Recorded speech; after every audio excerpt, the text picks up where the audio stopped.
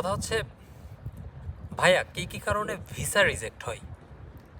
Visa reject হওয়ার অনেকগুলো কারণ আছে, বাট তারপরেও আমি 3টা থেকে 4টা ক্যাটাগরি বের করছি যে কী কারণে অ্যাকচুয়ালি ভিসা রিজেক্ট করে। সেটা জার্মান এম্বাসি হোক, পোলিশ এম্বাসি হোক, ইতালিয়ান এম্বাসি হোক।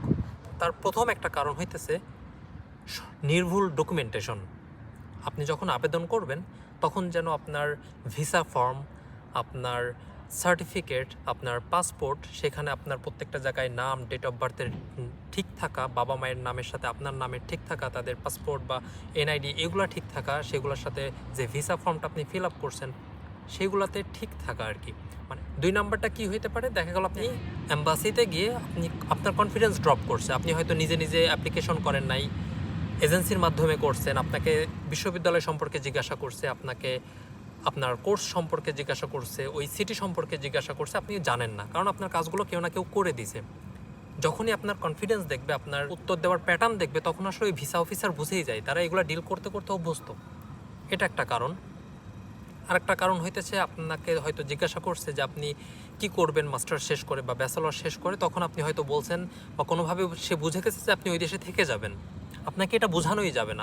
আপনি বলবেন যে আমি বাংলাদেশে চলে আসবো এবং আমার নিজেকে নিয়োজিত করে দেবো বাংলাদেশের উন্নয়নের জন্য। আপনাকে এটা বুঝাইতে হবে, কোনোভাবেই বোঝানো যাবে না আপনি ওই দেশে থেকে যাবেন। আর একটা মেইন কারণ হইতেছে আমাদের দেশে, জার্মানিতেও এটা হইতো যদি জার্মানিতে ব্লক সিস্টেম না করতো, যদি বলতো যে তোমাদের ব্যাংক সলভেন্সি দেখাও বা ট্রানজ্যাকশন দেখাও, তাহলে জার্মানিতে যে আমি বলি যে ভিসা রেশিও 100%, এটা বলতে পারতাম না। তাহলে অন্যান্য দেশের মতো জার্মানির ভিসা রেশিও হয়ে যেত 50%।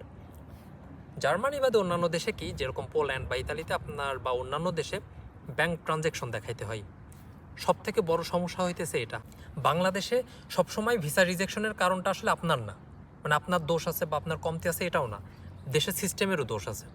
আপনি যে একটা কার্ড করবেন আপনার নামে, বা আপনার বাবা মায়ের যে একটা কার্ড বানাবেন কোনো একটা ব্যাংকের, ওই সেম ব্যাংকের কার্ড আপনি সবখানে ইউজ করবেন, কোথায় ইউজ করবেন?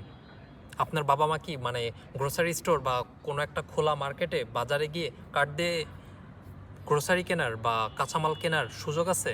তার মানে কি এই ট্রানজ্যাকশনের ক্ষেত্রে কিন্তু অনেক ভিসা রিজেক্ট হয়ে যায়। আপনার নামে একটা সোনালী ব্যাংক, রূপালী ব্যাংক, জনতা ব্যাংক বা কোনো একটা ভালো ব্যাংকের আপনি একটা কার্ড করলেন, আপনি একটা সেভিংস অ্যাকাউন্ট করলেন এবং সেই কার্ডটা সবখানে ইউজ করবেন, হয় কোনো সুপার শপে বা শপিং মলে। এখন ম্যাক্সিমাম শপিং মলে আসলে কার্ড ইউজ করা যায়। বা গ্রোসারি কেনার যদি কোনো সুযোগ থাকে যে অমুক গ্রোসারি স্টোর বা অমুক সুপার শপে আপনি এটা ইউজ করতে পারবেন, বাবা মাকে বলবেন সেটা ইউজ করতে।